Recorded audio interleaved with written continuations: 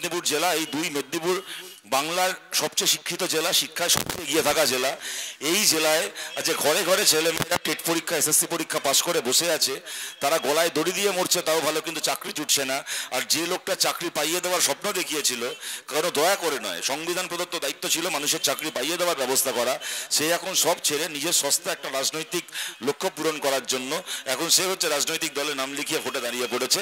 যাই হোক, এটা আপনারা তার বিচার করবেন, কে দাঁড়িয়েছে কে না দাঁড়িয়েছে তো আমাদের ব্যাপার না, আপনারা তার বিচার করবেন। কিন্তু এইটুকু আপনাদেরকে বলতে পারি, যে তিনজন এখানে লড়াই করছেন, আর তৃণমূলের যে আছে তার কথা আমি ছেড়েই দিলাম।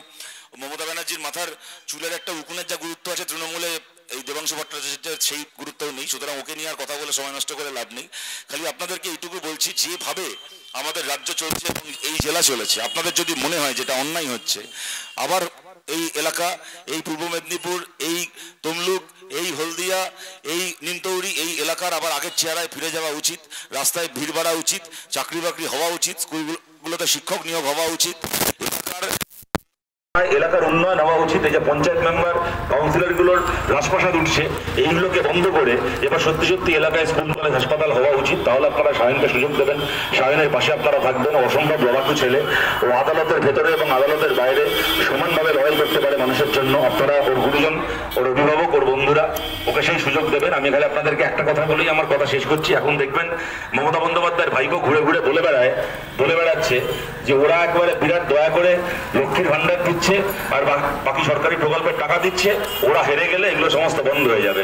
আপনাদেরকে বলছি, এই টাকাগুলো কোনো ভাইপো ভাইজি বাপ ঠাকুরদার টাকা নয়, এগুলো ওদের পকেটের টাকা নয়, কারোর দয়ার দান নয়, মানুষের টাকা মানুষ পাচ্ছেন, মানুষের ট্যাক্সের টাকা পাচ্ছেন। কোনো মুখ্যমন্ত্রীর 14 পুরুষের ক্ষমতা নেই হারুক কি জিতুক সরকারি টাকা বন্ধ করার। নির্ভয়ে আপনারা ভোট দিন। যদি আমরা জিততে পেরেছি, কোনো সরকারি প্রকল্পের 10টা নয়া পয়সা বন্ধ হবে না। খালি কি বন্ধ হবে, আজকে একটা লক্ষ্মীর ভান্ডারের লিস্টে নাম তোলার জন্য যে তৃণমূলকে আগে 2000 টাকা 3000 টাকা দিতে হয় তবে লিস্টে নাম ওঠে, বাড়ি তৈরির লিস্টে নাম তোলার জন্য আগে তৃণমূলকে টাকা দিতে হয়। এই যে তৃণমূলকে টাকা দিয়ে তবে আপনাকে একটা সরকারি প্রকল্প পেতে হবে, ওদের মিটিং মিছিলে গিয়ে ভিড় করতে হবে, তবে আপনার প্রকল্পের লিস্টে নাম উঠবে, না হলে হবে না। এই জুলুমবাজি বন্ধ হবে, এই চোরা কারবারি, এই কাটমানি বন্ধ হবে। প্রকল্পের টাকা যেমন পাচ্ছেন তেমন পাবেন। আর ওরা যদি ভেবে থাকে ওরা কোথাও হেরে গেলে প্রকল্পের টাকা বন্ধ করে আপনাকে সাহায্য করবে, তাহলে আপনাদের এইটুকু বলছি, যদি পার্থ চ্যাটার্জির খাটের তলা থেকে টাকা বার করতে পেরে থাকি, তাহলে লক্ষ্মীর ভান্ডারের টাকাও নবান্ন থেকে বার করতে পারবো। ওইটুকু দম আমাদের আছে, ওইটুকু দম সায়নের রয়েছে, বামফ্রন্টের রয়েছে, বাম কংগ্রেস জোটের রয়েছে। আপনারা নির্ভয় নিশ্চিন্তে আপনারা ভোট দিন। যদি আপনারা মনে করেন সায়ন সুযোগ পাওয়ার যোগ্য, বাম কংগ্রেস জোট এখানে সুযোগ পাওয়ার যোগ্য, তাহলে আপনারা আমাদেরকে সেই সুযোগ দেবেন। আপনাদেরকে এই কয়েকটা কথা বলে সবাইকে ধন্যবাদ জানিয়ে আমার কথা শেষ করছি। সবাই ভালো থাকবেন, নমস্কার। ধন্যবাদ। আমাদের